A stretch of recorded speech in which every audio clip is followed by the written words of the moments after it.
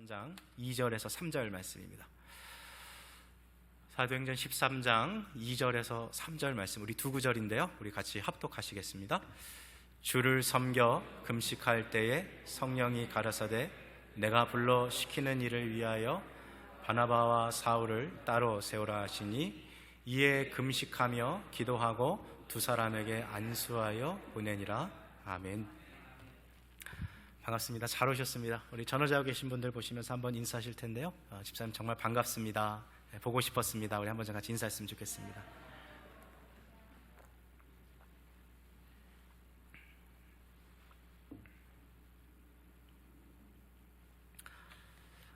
리차드 포스터라는 이름을 가진 미국의 목회자가 있습니다. 이 리차드 포스터가 쓴 영적 훈련과 성장이라는 책이 있는데요, 거의 이제 클래식으로 고전으로 올라갈 겁니다. 아주 영적 훈련과 성장에 대해서 잘 기록한 책인데요, 한번 추천도 해드려보고 싶은 책인데요, 이 책을 보면 이 리차드 포스터 이 목사님이 현대를 살아가는 그리스도인이 하나님 앞에 다가가지 못하게 막는, 하나님과 친밀한 신앙생활을 하지 못하는 가장 큰 장애물이 무엇일까 이렇게 진단을 내려보고 그에 대한 답에 대해서 피상성이다라는 그런 진단을 내렸습니다. 피상성이라는 게 무슨 뜻일까요? 이렇게 좀 간단하게 얘기하면 어떤 일을 할 때 그 안에 있는 것까지 깊게 들어가는 게 아니라 그냥 수박 겉핥기식으로 하는 것을 우리가 피상적이다 이렇게 얘기를 해요. 사람을 만나도 진짜 이 사람이 무슨 생각을 갖고 있는지, 이 사람이 무엇을 위해서 살아가는지 그 사람의 속마음을 아는 게 아니라 그냥 집사님 잘 지내셨죠? 네, 집사님 별일 없으시죠? 그렇게 물으면서 관계 맺는 것도 피상적인 거잖아요. 근데 신앙생활에 있어서 이 피상성이라는 것은 이런 거죠. 정말 이 진중하게 하나님을 추구하는 태도가 없이 현재 교회 활동에 참여하는 것에 만족을 누리는 모습, 이것을 우리가 신앙생활의 피상성이라고 할 수 있을 것 같아요. 제가 지금 이 내용을 주보 노트에다가 기록해놨는데요, 참고하시면서 보시면 좋겠습니다. 한 번만, 제가 개념이 중요하기 때문에 한 번만 다시 정리할게요. 피상성이란, 특별히 신앙생활에 있어서 피상성이란 진중하게 하나님을 추구하는 태도 없이 현재 교회 활동에 참여하는 것에 만족을 누리는 모습을 피상성이라 그래요. 그래서 리차드 포스터가 그의 책에서 이렇게 말해요.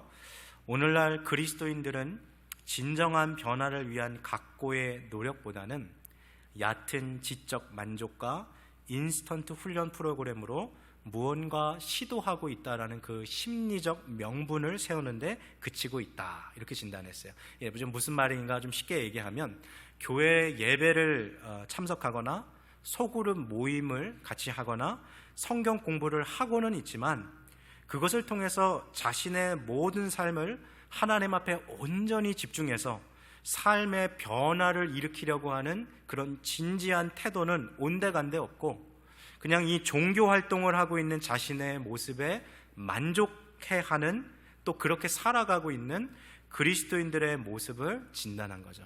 나는 그래도 오늘 주일날 예배 드리고 가니까 내 할 일을 다 했어. 나는 그래도 이 정도면은 괜찮은 것 같아 하고 만족하는 모습은 있지만, 실제 그러한 활동을 통해서 하나님이 누구이신지 알아가고 정말 그 깨달은 말씀을 통해 자신의 삶의 중심축을 이루어서 삶을 변화시키려고 하려는 그러한 노력이 없다라는 거예요. 의외로 수많은 그리스도인들이 그렇게 피상성에 빠져서 신앙생활합니다. 그러니까 종교 활동하는 것에 지금 만족하고 있는 거죠. 그러다 보니까 해도 그만 안 해도 그만인 식의 신앙생활이 되어버렸어요. 여러분, 코로나가 발생하고 나서 우리가 지금 시간이 어느 정도 흘렀습니다만, 처음에 코로나가 딱 이렇게 발생했을 때 어떠한 일들이 벌어지냐면, 당분간 교회를 좀 끊어야겠다, 이렇게 생각하는 분들이 있었어요. 이게 뭐냐면 교회를 안 나온다, 온다 이런 차원이 아니라 그냥 아예 신앙생활을 당분간 그냥 자기 스스로 베케이션을 주는 거예요. 이게 마치 뭐와 같냐면, 여러분 우리 그 짐 가잖아요, 헬스클럽 가잖아요. 운동하려고 가다가 요즘에는 내가 좀 가기 귀찮으니까 한 서너 달 정도, 넉 달 정도 이 짐 멤버십 끊었다가 내가 나중에 다시 가야겠다 하는 것처럼 교회를 마치 그런 식으로 내가 좀 몇 달 정도 좀 힘드니까 쉬었다가 다시 교회에 가야지, 이렇게 그 멤버십만 유지하려고 하는 경우들을 우리가 보게 되는 거예요. 그러니까 결국에는 신앙생활이라는 것이 해도 그만 안 해도 그만, 그냥 이런 상황에 지금 머물러 있는 거죠. 여러분, 이러한 상태가 우리 시대에 있어서 가장 큰 비극이라고 리차드 포스터가 말하는 거죠. 미지근한 신앙생활, 이도 저도 아닌 신앙생활, 이것이 우리의 영혼의 암세포와도 같다는 거예요. 제가 우리 성도님들 가운데 이따금씩 이렇게 뭐 암에 걸린 분들 이렇게 병원에 이렇게 가서 이렇게 병문안을 갈 때가 있어요. 아마 우리 주변에 또 뭐 지금 암에 걸려서 고통하시는 분들 이렇게 보시면요, 얼굴을 보면 사실 이렇게 건강한 사람하고 그렇게 큰 차이를 못 느낄 때가 있어요. 이 암이라는 게 피부로 바로 이렇게 나타나는 게 아니잖아요. 특히 막 위암 같은 경우에는 더 그런 것 같은데, 속에서는 지금 이 죽어가고 있는 거죠. 그런 암세포로 인해서. 그러니까 이 피상성이라는 게 얼마나 무섭냐면, 겉으로는 교회에 와서 예배드리고 있고 또 봉사활동도 하고 교회 모임에 참여하고 있는데 속에서는 영혼이 메말라 가고 있는 지금 그런 일들이 벌어지고 있다는 거죠. 이게 얼마나 무서운 것인지 이게 본인밖에 몰라요. 사람들이 이게 보기가 너무 어려운 거죠. 여러분, 예수님은요 이렇게 피상적으로 신앙생활을 하는 것을 아주 강력하게 경고하셨습니다. 우리가 지난 주일날도 한번 살펴봤습니다만, 요한계시록의 라오디게아 교회를 향해서 예수님께서 너가 스스로 부자라고 생각하고 너가 스스로 괜찮게 신앙생활하다 하고 있다고 생각하지만 나는 너의 실상을 안다. 너는 실상 가난한 자고 너는 아무것도 없는 자다. 너가 뜨겁든지 차갑든지 해야지, 너가 미지근하게 그렇게 대충대충 신앙생활하면 내가 너를 내 입에서 토해버리겠다라고 주님이 그렇게 말씀하셨어요. 이게 얼마나 시각적으로 아주 강력한 이미지입니까? 그러니까 미지근하게 신앙생활하는 것이 하나님 보실 때는 얼마나 그것이 주님의 마음을 아프게 하고 하나님 마음 가운데 그 원하시는 신앙생활이 아니라는 것을 우리가 보게 되는 거죠. 그럼 예수님은 우리가 어떻게 신앙생활하기를 원하세요? 정말 불꽃같이 타오르는 마음으로서 하나님을 사랑하며 주님을 섬기며 살아가기를 원하세요. 여러분, 성경에 있는 모든 말씀, 성경이 1189장 정말 두껍잖아요. 근데 이 모든 말씀 가운데 제일 중요한 말씀들을 뽑으면, 특별히 구약 성경에 있는 율법을 뽑으면 뭐가 나옵니까? 너는 마음을 다하고 뜻을 다하고 힘을 다하여 내 하나님을 사랑하라 하셨으니 이것이 율법의 첫째 가는 계명이라고 그랬어요. 하나님께서 가장 우리에게 원하시는 첫 번째는 정말 마음을 다하고 힘을 다하고 뜻을 다하여 우리 하나님을 사랑하는 삶을 살아가는 것입니다. 오늘 우리가 함께 읽은 이 사도행전 13장에 나오는 안디옥 교회는 그렇게 신앙생활했던 교회 같아요. 정말 온 교회 성도들이 열심으로 진지한 태도를 가지고 신앙생활에 임했습니다. 우리가 이미 지난주에 살펴봤던 것처럼 이 사람들은 주님을 섬기며 예배하는데 금식하면서 신앙생활을 했어요.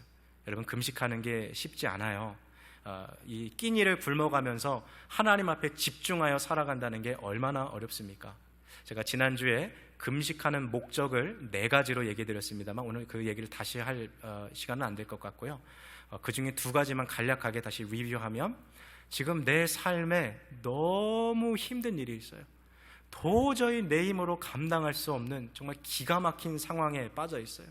막 밤에 침대에 자려고 누우면 왜 내 인생이 이렇게 됐나, 막 눈물이 두 뺨을 타고 막 주르륵 내리고, 그게 내 문제든지 내 배우자의 문제든지 내 자녀의 문제든지 막 이게 막 어디 가서 하소연할 수도 없는 너무 막 기가 막힌 그 웅덩이에 막 빠져 있는 것 같아요. 누가 나를 좀 건져줬으면 좋겠는데 아무도 나를 못 도와주는 거예요. 그럴 때 하나님 정말 날 좀 살려주십시오 하고 기도하면서 금식하는 게 간구의 목적을 위한 금식이 있다 그랬어요. 근데 2번째는 내가 특별하게 어떠한 그런 어려움이 없어도 내 영혼을 더 정결하게 하고 내 안에 있는 삶의 그런 죄악들을 정말 끊어내면서 모든 삶에 이 흩어졌던 마음과 생각들을 하나로 집중해서 하나님을 바라보고 주님을 구하며 주님을 찾는 그런 헌신의 목적을 위한 금식이 있다 그랬어요.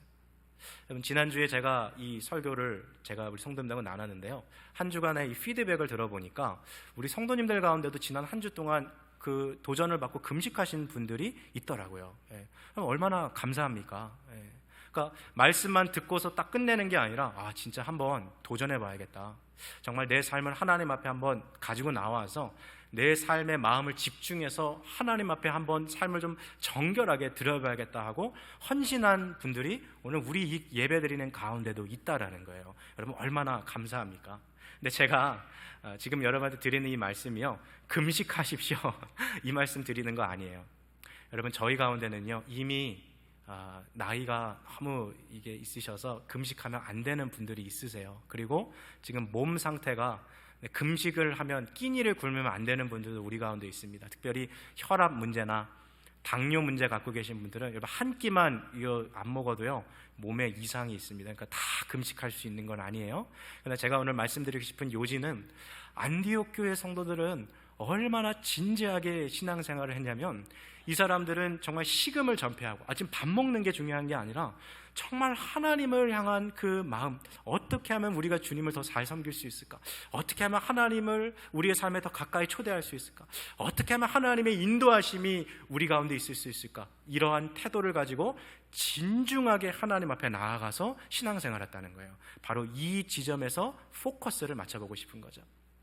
사랑하는 성도 여러분, 우리는 어떠한 마음으로 지금 신앙생활하고 있을까요? 그 리차드 포스터가 진단했던 것처럼 그냥 피상적으로 superficial하게 그냥 scratching the surface, 그냥 겉에만 이렇게 보면서 이렇게 신앙생활하고 있는 건 아닐까요? 그냥 오늘 예배 와서 나 오늘 크리스찬으로서 나의 의무를 다 했다 하고 그냥 한 주 동안은 하나님하고 아무런 상관도 없이 그런 삶을 살아가고 있다면, 여러분, 수십 년 동안 교회를 다녀도 그 사람은 절대 변하지 않습니다.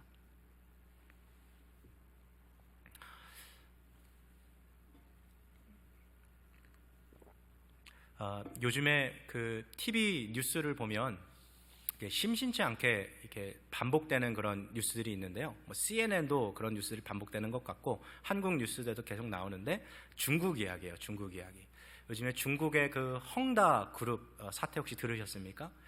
지금 이 기업이 중국에서 제1의 부동산 기업이거든요. 중국이 땅이 얼마나 커요. 근데 그 중에서 부동산으로 1위니까 이 기업이 아주 메가 컴퍼니인 거죠. 근데 지난 9월 초에 이 경제 전문 매체인 이 블룸버그 통신이 어쩌면 9월 중순쯤에 이 헝다 그룹이 이 부채 리스크를 감당 못해가지고 아마 부도가 날 거다, 이런 뉴스를 딱 때렸어요. 근데 실제로 이 헝다 그룹이 부채가 무려 360 빌리언, 360 빌리언 달러, 상상이 안 되는 금액이죠. 360 빌리언 이걸 감당하지 못해가지고 부도가 날 거라는 위기설이 중국 전체에 돌자 9월 13일 중국 광동성 산전시에 위치한 헝다그룹 본사에 수백 명의 사람들이 운집해 갔어요. 이 사람들 누굴까요? 투자자들이죠. 투자자들. 헝다그룹이 망하면 나 망한다는 거예요. 그래가지고 그 뉴스에 나오는 그 모습들을 보니까요, 그 투자자들이 건물 안에 누웠어요. 그냥 나를 죽여라. 차라리 돈 안 줄 거면 날 죽여라. 어떤 사람은 그 본사를 뚫고 가가지고 그 꼭대기층에 올라가서 나 돈 안 주면 나 여기서 뛰어내린다. 나 못 산다 하고서 엉엉 우는 거예요. 그 모습이 그 TV로 나온 거 우리 다 보잖아요. 사람들이 지금 그 마음의 심정이 뭐냐면, 내 일생의 모든 게 지금 여기 달려있다, 그런 거죠. 여러분, 우리가 지금 예배드리는 이 시간에도 지금도 헝다그룹 그 계열사 앞에서 그렇게 진을 치고 울면서 있는 중국 사람들이 수백 명, 수천 명이 된다는 거예요.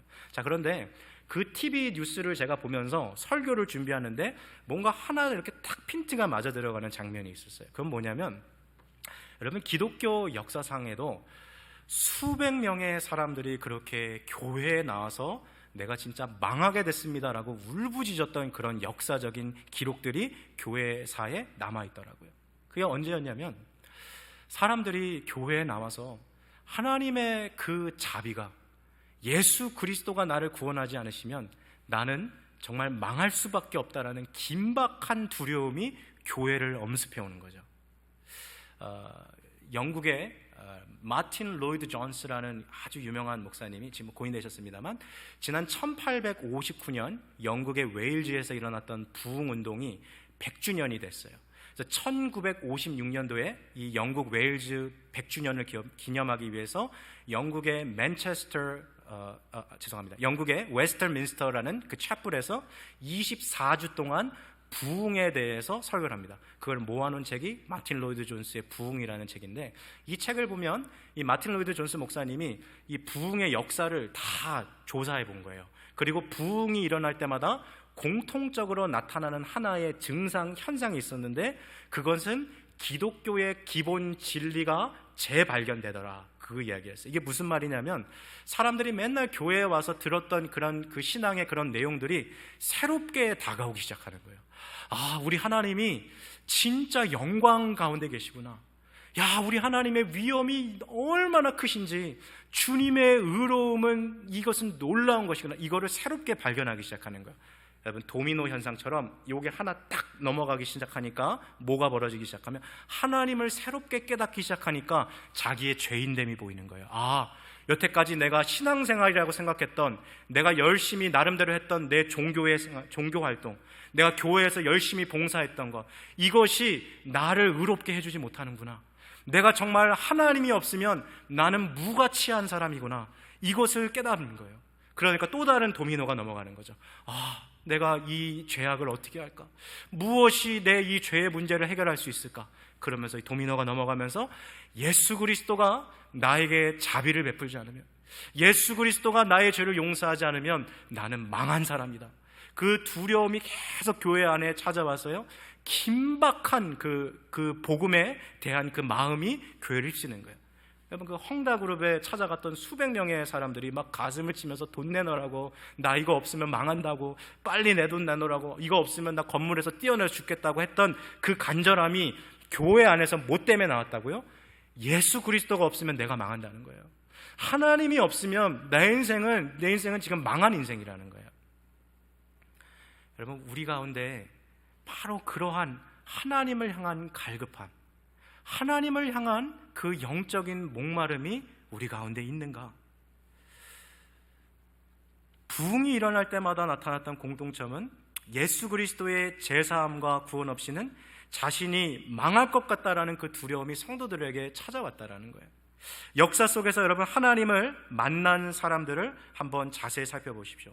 그들에게는 모두 하나님을 간절히 찾았다는 공동점을 발견할 수 있습니다. 그래서 여러분, 경건한 사람들의 특징은요, 현재 내가 신앙생활하고 있는 거에 만족하지 않아요. 아, 목사님, 요즘에요, 그냥 딱 요 정도면 좋겠습니다. 그냥 새로운 사람들 교회 안 들어왔으면 좋겠고요, 이상한 사람들 교회 안 들어오면 좋겠고, 딱 우리끼리 이렇게 행복하게 신앙생활 했으면 좋겠습니다. 문제가 있는 거예요. 여러분, 우리의 신앙생활의 목적은요, 정말 더 깊은 거예요. 주님만을 더 원합니다. 더 원합니다. 더 원합니다. 주님, 내 마음에 하나님 찾아와 주십시오. 이따금씩 제가 우리 성도님들하고 신앙 상담을 하다 보면 어떤 분들은 과거의 영광에 사로잡혀 있는 분들이 있어요. 아, 목사님, 저도 한때는요 정말 신앙생활 얼마나 열심히 했는지 몰라요. 예전에는 막 3일도 막 금식하고요, 예전에 제가 기도원 가서 살았고요, 전도하러 막 여기저기도 갔고요, 막 그 옛날에 그 신앙생활의 그 영광에 그렇게 그 사로잡혀서 살아가는 그 모습을 보는데 제 마음에 너무 안타까움이 드는 거예요. 그러면 지금은 어떻다는 거예요? 지금은 여러분, 우리의 신앙생활의 전성기는 아직 오지 않았습니다. 신앙생활의 황금기는 아직 오지 않은 거예요. 여러분, 우리가 믿고 섬기는 이 하나님이 우리가 다 이해할 만큼, 우리가 다 경험할 만큼 그렇게 작은 분은 아니에요. 하나님의 그 깊이가 얼마나 깊습니까? 하나님의 넓이가 우리가 다 품을 수 없는 거예요. 내가 여전히 발견하지 못한 하나님의 은혜가 있고, 내가 여전히 깨닫지 못한 하나님을 아는 지식이 있는 거예요. 그래서 날마다 그 주님의 은혜를 사모하는 거죠. 어제 주신 은혜로 오늘을 살 수 없기에 오늘 나에게 주시는 새로운 그 프레시한 은혜를 기도하면서 날마다 하나님 살아가는 거예요. 오, 하나님, 주님 이런 분이셨군요. 아, 하나님, 내가 몰랐던 하나님을 또 알게 되네요. 아, 하나님, 내 삶을 지금 이렇게 인도해 가고 계시는 건죠. 그거를 날마다 경험하면서 살아가는 그 사람이 정말 행복한 그리스도인인 거죠. 여러분, 사랑하는 우리 성도 여러분, 우리에게도 안디옥 교회의 성도들이 가졌던 하나님께 우리의 모든 삶을 집중하는 그런 진지한 태도가 우리 가운데 있습니까? 하나님은 마음을 다해 하나님 앞에 집중하고 주님을 간절히 찾았던 자들을 주님은 만나주십니다. 한번 성경에 주님의 그 약속을 한번 좀 봤으면 좋겠는데요, 잠언 8장 17절 말씀을 성경에 한번 보여주시고요, 우리 큰 목소리로 함께 같이 읽겠습니다. 시작. 나를 사랑하는 자들이 나의 사랑을 입으며 나를 간절히 찾는 자가 나를 만날 것이냐. 자, 화면 보세요. 나를 사랑하는 자들이 나의 무엇을 입어요? 사랑을 입어요. 하나님을 사랑하는 자들을 주님 사랑해 주시겠대요. 자, 그리고 그 다음 표현을 보려는 거예요. 나를 대충 찾는 자가 나를 만날 것이라 그러셨습니까? 뭐라 그러셨어요? 나를 어떻게 찾는 자요? 간절히 찾는 자를 주님이 만나 주시겠다 했어요. 여러분, 하나님은요 간절히 찾는 거예요. 간절히 찾는 거예요. 그때 주님이 우리를 만나 주시겠다 그랬어요. 주님은 이 말씀을 성경에서 계속 반복하십니다. 자, 예레미야 말씀 보여주세요. 29장 12절 말씀입니다. 함께 같이 읽겠습니다. 시작. 너희는 내게 부르짖으며 와서 내게 기도하면 내가 너희를 들을 것이다. 여러분, 이 부르짖는다는 건 얼마나 간절한 마음을 지금 표현하는 거예요. 하나님, 날 좀 살려주세요. 하나님, 날 좀 도와주세요. 나 주님 없으면 안 돼. 이 부르짖는 때 주님이 들으시고 우리를 만나 주신대요. 자, 13절 말씀 이어서 하나만 더 봅시다. 같이 읽겠습니다. 시작. 너희가, 자, 말씀 봅시다. 너희가 무엇으로요? 무엇으로요? 전심으로 마음을 다해서 나를 찾고 찾으면 나를 뭐 하신대요? 만나려. 하나님은 누구를 만나 주신다는 거예요? 간절히 주님을 찾는 자들, 전심으로 주님을 찾는 자들. 레이저 포커스죠. 레이저 포커스. 내 삶에 나눠져 있던 모든 마음들을, 흩어진 마음들을 다 사로잡아 가지고 주님이 내 삶의 모든 것, 하나님 안 만나 주시면 나 망해요. 하나님 없으면 난 아무런 소망이 없어요. 주님만이 나의 전부예요. 그 마음으로 하나님을 간절하게 전심으로 찾는 그 사람들을 하나님이 만나 주신다는 거예요. 여러분, 주보 다 갖고 계시죠? 주보 펼치셔서요, 설교 노트 2번에 가로 4번으로 가보세요. 맨 오른쪽 상단 위에 있는 거예요. 우리 한번 좀 같이 읽어봤으면 좋겠어요. 하나님을 간절히 찾으십시오. 보이시죠? 한번 같이 읽겠습니다. 시작. 하나님을 간절하게 찾으십시오. 지금 내 인생에서 가장 시급하고 가장 중요한 일은 하나님을 만나는 것이다. 지금 내가 마주한 여러 가지 삶의 문제들도 하나님을 만나는 이 일에 비하면 사사로운 것이다. 이런 태도와 자세로 마음의 욕심과 세상의 유혹을 내려놓고 최선을 다하여 하나님을 찾으십시오. 하나님을 간절히 찾는 자가 하나님을 만나게 될 것입니다. 누가 하나님을 만난다고요? 하나님을 간절히 찾는 자가 하나님을 만나요. 우리 핸드폰 한번 좀 점검 좀 합시다. 하기 전에 빨리 좀 점검 좀 하세요. 누가 하나님 만나요? 간절히 주님을 찾는 자가 하나님 만나는 거예요. 자, 저를 한번 따라해 봅시다.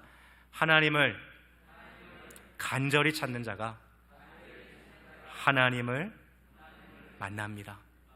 다시 한번 해봅시다. 하나님을 간절히 찾는 자가 하나님을 만납니다. 창세기를 보니까요, 약복강 나루에서 죽을 것 같은 그 염려를 안고 있었던 이 야곱이 천사를 붙들고 씨름하는데 밤새도록 안 놔주는 거야. 야, 나를 좀 가게 해라. 나를 좀 가게 하라. 나를 축복해 주지 않으시면 나 이거 못 놓습니다. 간절히 찾는 거죠. 그날 밤에 야곱이 하나님을 새롭게 경험했어요.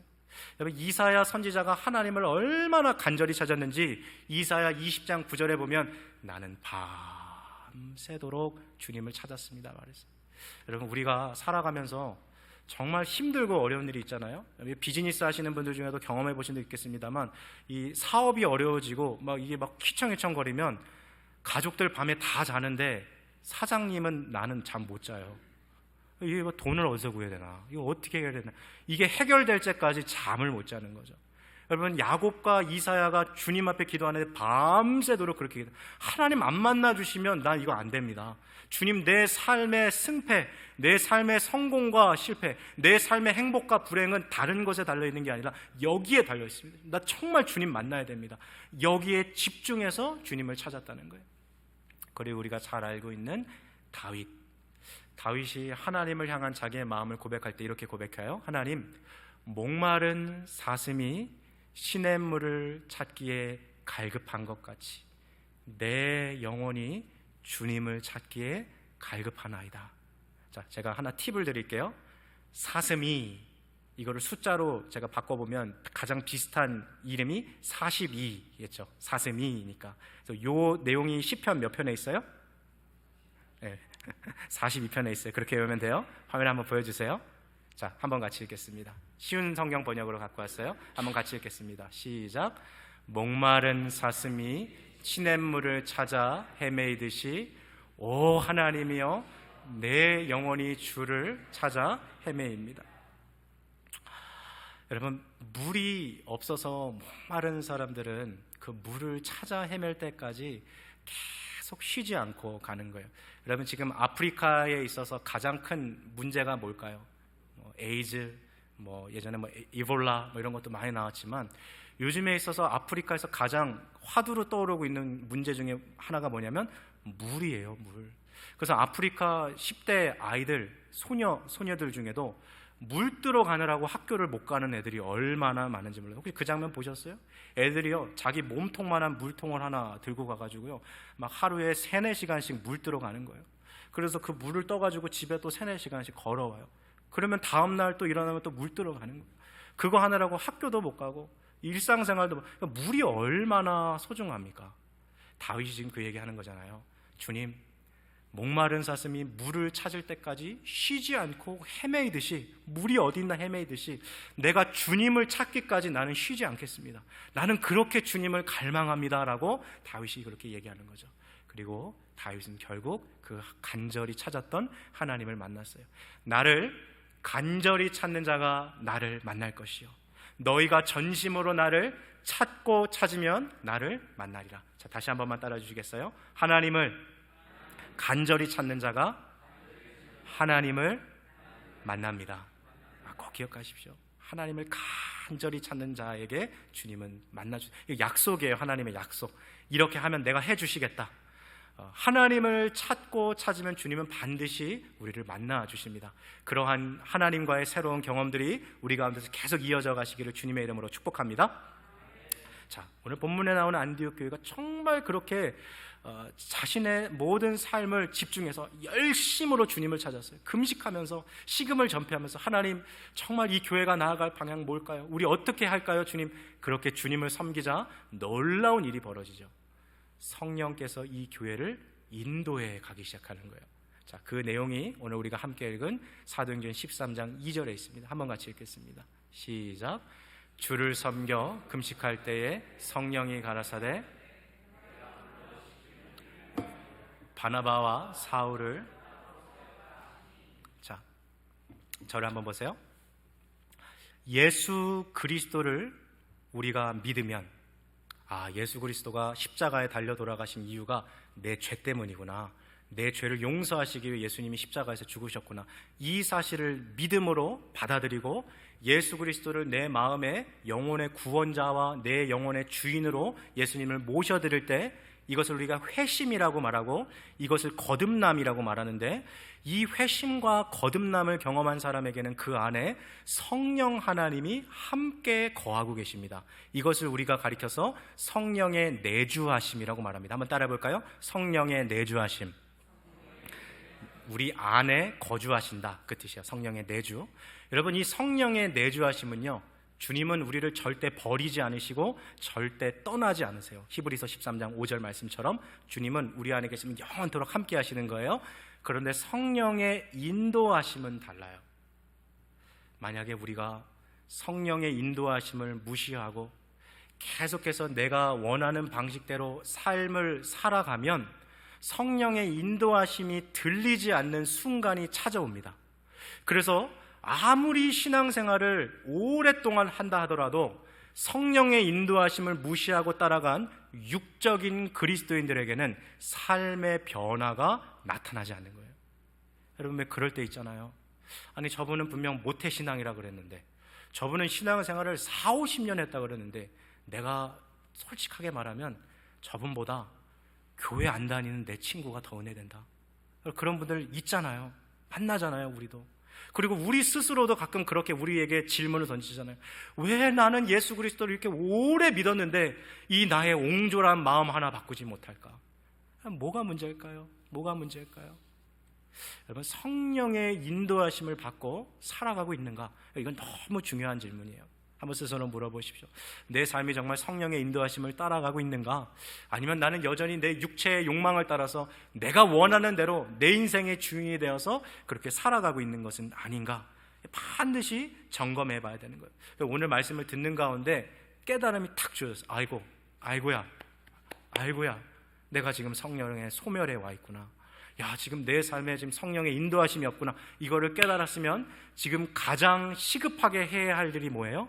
하나님과 나 사이를 가로막고 있는 이 장애물을 빨리 제거해야 돼요. 그것이 무엇이든지 간에, 이게 어떠한 형태이든지 간에 이 죄악을 제거해야지만 그 영혼이 회복될 수 있는 거예요. 여러분, 그러나 우리에게 주어진 소망은요, 그 누구라도 다시 한번 진실하게 회개하면 하나님이 우리의 영혼을 회복해 주세요. 이게 은혜죠. 이게 은혜예요. 자, 오늘 본문 말씀 보세요. 주를 섬겨 금식할 때에 성령이 가라사대 내가 불러 시키는 일을 위하여 바나바와 사울을 따로 세우라 하시니. 여러분, 이 장면이 얼마나 기가 막히고 아주 흥미로운 장면이냐면, 하나님께서는 바나바와 사울의 인생을 향한 구체적인 하나님의 마스터 플랜을 갖고 계셨다는 거예요. 너희가 어디서 살아야 할지, 어디로 가야 할지, 어디에서 무엇을 해야 할지 하나님이 다 이것을 계획을 갖고 계시다는 거예요. 이것을 성령의 인도하심으로 받고서 그것을 따라 살아가는 거죠. 자, 그렇다면 오늘 이 말씀을 통해서 우리가 뭘 알 수 있어요? 하나님이 여기에 앉아있는 우리 모두를, 지금 예배드리고 있는 우리를 위해서 한 사람 한 사람을 향한 주님의 특별한 계획이 있다라는 거예요. 자, 그렇다면 우리 스스로 물어봐야죠. 나는 내 삶을 위해 예비하신 하나님의 그 특별한 계획을 깨닫고 그 주님의 인도하심을 따라 살아가고 있는가? 여러분, 얼마나 기가 막히고 정말 행복한 인생이겠습니까? 아침에 눈을 탁 뜨니까, 야, 주님, 나 이거 하라고 이 세상에 보내셨지. 나 이렇게 살라고 하나님이 나 보내셨지. 자신감이 있는 거예요. 영적인 자신감. 하나님 앞에 당당해요. 그러니까 기도할 때도 얼마나 기쁩니까? 주님이 그렇게 살아가려고 내게 그 삶을 인도해 가시고 주님의 계획을 따라서 살아가고 있으니까요, 나에게만 유익한 것이 아니라 내 주변에 있는 사람도 내 삶을 통해서 유익을 누리면서 살아가는 거예요. 여러분, 한 사람이 예수 그리스도를 제대로 믿잖아요? 제일 수지 맞은 사람은 사실 그 사람이 아니라 그 주변에 있는 사람이에요. 우리의 가정에 한 사람이 예수 제대로 믿으면 여러분, 옆에 있는 사람들이 깨닫게 돼요. 내 아내가, 내 남편이 요즘 좀 달라졌는데? 우리 부모님이 요즘 좀 달라졌는데? 우리 자녀들이 요즘에 좀 그 느낄 수밖에 없어요. 그거를. 삶이 바뀌거든요. 성령의 인도하심을 받고 살아가는 그의 삶이 있다라는 거예요. 여러분, 아침마다 일어나자마자, 야, 오늘도 정말 좋다. 삶이요, 막 이게 막 드라마틱하게 바뀌지는 않을 수도 있어요. 여전히 내가 다니는 직장 똑같이 다니고, 여전히 컴퓨터를 일하는 거 똑같이 일하고, 여전히 내가 만나는 사람은 똑같을 수 있어요. 그렇지만 영혼의 상태가 달라지기 시작하면 모든 게 달라지기 시작하는 거죠. 모든 게. 여러분, 우리의 삶을 향한 이 하나님의 계획을 발견하셨습니까? 그 성령 하나님의 인도하심을 받고 살아가고 계십니까? 너무나도 행복한 삶입니다. 만약 이거를 우리가 못 누리고 살아간다면 그리스도인으로서 받을 수 있는 영적인 특권을 우리는 놓치고 있는 거예요.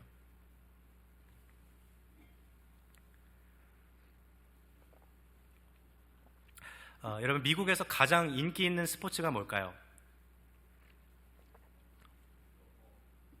네, 풋볼이죠, 풋볼. 네. NFL, National Football League, 미식 축구가 제일 인기 많잖아요. 그래서 미국에서 가장 큰 그 애뉴얼 이벤트 중에 하나가 슈퍼볼이잖아요. 얼마나 인기 많아요. 여러분, 한 해 동안에 그 이 NFL 경기를 보는 사람들의 숫자가 평균 15 million people이래요. 그러니까 1,500만 명. 얼마나 많은 사람들이 이 경기를 봅니까? 근데 사람들이 이 풋볼 경기도 봅니다만 경기 이전에 미국 사람들이 아주 즐겁게 보는 그게 있어요. 그게 뭐냐면 매년 4월 말 때가 되면 NFL 드래프트라는 걸 해요. 이게 뭐냐면 대학생 풋볼 선수들 중에 유망주들을 이제 프로 팀들이 자기 팀으로 이렇게 뽑아가는 거예요. 근데 이게 얼마나 인기가 많냐면 프로그램 평균 편성이 하루를 준 게 아니라 3일 동안이에요. 3일 동안. 얼마나 많은 사람들이, 여러분 미국 사람들에게 스포츠는 릴리전이에요. 막 사람들이 막 여기에 막 목숨을 걸고 보는 사람도 있어요. 그리고 우리 주변에도 왜 풋볼 경기 있으면은 교회 안 나오시는 분들도 있죠. 풋볼 보려고. 네, 정말 막 그렇게 보는 거예요. 근데 이 NFL 드래프트 가운데 특별히 그 지난 2018년도 드래프트에는요, 사실 저도 풋볼에 대한 관심은 별로 없습니다. 저도 잘 몰라요. 저도 룰을 우리 교회 집사님이 이렇게 설명해 주실 때 보면서 이게 이렇구나 알지. 저도 잘 몰라요. 근데 저와 같이 이 풋볼에 관심이 없는 사람도 2018년도 NFL 드래프트는 이렇게 좀 관심이 가는 이목을 끈 선수가 한 명 등장했어요.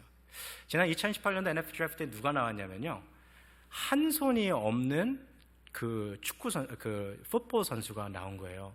여러분 풋볼이 얼마나 거친 경기입니까? 막 사람들 막 뒤집혀지고 막 높이고 어떤 사람들 막 뼈 부러지고 막 그런 가격한 경기잖아요. 근데 왼손이 없는 선수가 NFL 드래프트에 나온 거예요. 프로팀 입단하겠다고. 그러니까 사람들이 막 궁금하잖아요. 야, 누가 이 선수를 뽑아갈까? 과연 뽑히기는 할까? 막 그런 거죠. 이 선수의 이름이 뭐냐면 샤킴 그리핀이라는 이름의 선수였어요. 근데 사연인즉슨 엄마 뱃속에서 쌍둥이로 이렇게 자라고 있었는데 그 엄마 뱃속에 있을 때 양막 줄이 이 선수의 왼손을 감아버린 거예요. 예, 그런 경우가 있어요. 그래가지고 이 손이 이거를 발견했을 때 수술을 하면 되는데 가난한 흑인 집에서 자라다 보니까 수술 비용이 없어가지고 수술을 못하고 태어났어요. 그러니까 왼손에 장애를 안고서 이 선수가 태어난 거죠. 근데 이게 얼마나 심각했냐면 왼손에 물 한 방울만 닿아도 이게 너무 아파서 잠을 못 자는 정도로. 그래서 이 샤킴 선수가 어렸을 때 4살 때에 자기 식구들이 다 자고 있는데 부엌에 가서 칼을 들고서 손을 자르려다가 엄마한테 걸렸어요. 그럼 4살짜리 애가 자기 왼손을 자르려고 그랬으면 얼마나 손이 아팠겠어요. 다음날 결국에 병원에 가서 왼손을 그 수술로 자르는 그 수술을 감행했어요. 얼마나 이 기가 막힌 사연을 갖고 있습니까? 그런 사연을 갖고 있는 선수가 NFL 드래프트에 나왔으니까 미국 전역이 난리가 난 거죠. 이 사람은 누가 뽑아갈까? 누가 뽑아갈까? 근데 아무도 안 뽑아가는 거예요. 아무도. 누가 뽑아가겠어요? 왼손이 없는 선수인데. 그 동료 선수들 다 이름 뽑혀가는데 그 앞에 100여 명의 선수들이 다 뽑아가는데 사람들도 안 뽑혀가나 보다 했는데 드디어 5라운드 141번째 화면에서 이제 딱 그렇게 나오는 거죠. 141 in 2018 NFL the Seattle Seahawks elects Shaquem Griffin linebacker. 딱 이러니까 미국 전역에서 이 광경을 보고 있던 사람들이 burst into tears. 눈물이 갑자기 팍 나오는 거예요. 그 가족들이 막 부둥켜 안고 서로를 막 우는 장면이 막 상방송됐는데요. 이게 막 미국 신문에도 나오고 미국 전역에 막 사람들이 봤어요. 한 손이 없는 미국 NFL 역사상 한 손이 없는 미식축구 선수가 2018년에 탄생한 거죠. 근데 이 모든 것이 다 지나고 제가 사실 관심 있게 봤던 거는 이 선수가 뒤에 인터뷰했던 내용이에요. 근데 이 샤킴 그리핀이 인터뷰할 때 아주 인상적인 그 말을 했는데 뭐라고 하냐면 I believe God put everyone on the earth for a purpose. 나는 이 세상에 하나님께서 이 세상에 있는 모든 사람에게 목적을 가지고 이 세상에 보냈다라고 나는 믿습니다. I give all thanks to God. 나는 하나님 앞에 모든 감사를 드립니다. But I'm just here to play football. 나는 하나님이 여기에 풋볼 하라고 나 보내셨습니다 라고 얘기한 거예요. 한 손이 없는 치명적인 약점을 갖고 있는데 그 프로 풋볼 팀에 들어가서 열심히 지금도 현역으로 막 뛰고 있잖아요. 근데 그 기사를 제가 보면서 제가 이런 생각이 드는 거죠. 야, 이건 내 이야기인데, 나와 같이 치명적인 약점을 갖고 있는 사람, 나와 같이 정말 말로 다 표현하도 못할 이 더러운 죄를 갖고 있는 내가 정말 하나님께서 나 같은 사람 쓰실까? 정말 하나님께서 나 같은 사람을 주님께서 사용하실까? 하고 나 자신에 대한 어떠한 그런 확신도 못하고 있는 나를 어느 날 성령님께서 부르셔서 영모가 너 우리 팀에 와서 이 하나님 나라를 위해서 너 나랑 좀 같이 뛰자. 주님이 저를 드래프트해 주신 거예요. 그리고 나니까 너무 이게 벅찬 가슴이 있는 거예요. 야, 나 같은 사람이 주님을 위해서 살아갈 수 있다니. 나같이 이런 치명적인 약점을 갖고 있는 사람이, 우리 성도님들이 저를 어떻게 보실지 모르겠습니다만요, 저 정말 연약한 많은 사람이에요. 정말 모난 부분 많은 사람이에요. 정말 죄가 많은 사람이에요. 근데 저 같은 사람을 하나님이 쓰신다는 게 이게 너무 감격해서요, 때로는요 막 눈물이 나요. 진짜 하나님, 내가 여기 있는 것, 이거는 진짜 주님의 은혜입니다. 나 같은 사람이 어떻게 주님 이 일을 해요? 이건 진짜 주님의 은혜죠. 그러나 사랑하는 성도 여러분, 이것이 또 저만의 이야기는 아닙니다. 오늘 이 자리에 함께 앉아 계신 우리 성도님들 모두의 이야기입니다. 우리와 같이 연약한 죄인을, 우리와 같이 정말 치명적인 죄악 가운데 살아가고 있는 죄인을 하나님께서 구원하셔서, 사랑하는 아무개야, 너 우리 팀으로 와서 내가 너 드래프트 할 테니까 너 나를 위해서 함께 같이 하나님 나라 세워가자 하는 주님의 사람들로, 주님 나라 선수들로 우리를 불러주셨다라는 거예요. 하나님 앞에서 쓰임받을 수 있는 이 삶이 얼마나 감격스럽습니까? 자, 말씀을 이제 좀 정리하겠습니다. 사랑하는 우리 성도 여러분, 정말 안디옥 교회가요 열심으로 주님을 섬겼어요. 금식할 정도로 식음을 전폐하면서 진지한 마음으로 레이저 포커스해서 자신의 삶의 모든 그 조각난 것을 모아서 하나님만을 바라봤어요. 그리고 하나님이 우리를 도와주지 않으시면 우리는 아무런 소망이 없습니다 하는 그 열정을 가지고 주님을 봤을 때, 하나님은 이 교회를 통하여서 성령께서 그들이 살아가야 할 삶을 인도해 주셨고, 그리고 안디옥 교회는 성령의 역사를 따라 기독교의 새로운 역사의 페이지를 펼쳐 나갔습니다. 자, 이제 우리들의 차례입니다. 사랑하는 성도 여러분, 우리의 인생에서 가장 중요한 것은 무엇입니까? 지금 우리의 삶에서 1순위로 해결해야 되는 문제가 뭐예요? 어떤 거예요? 여러분, 그러한 것들 다 중요하겠습니다만 하나님을 만나는 것보다 더 중요한 것은 없습니다. 우리의 마음을 하나로 모아서 정말 주님 나 만나 주십시오, 예수님 없이면 나 안 됩니다 하는 영적인 갈급한, 영적인 갈증, 영적인 목마름을 가지고 주님 앞에 나아가시고, 그때 성령님이 우리에게 인도하시는 그 인도하심을 따라 우리의 삶을 주님께 드리며 살아갈 수 있는 저와 여러분들의 삶이 되시기를 주님의 이름으로 축복합니다. 우리 시간에 함께 같이 기도하시겠습니다.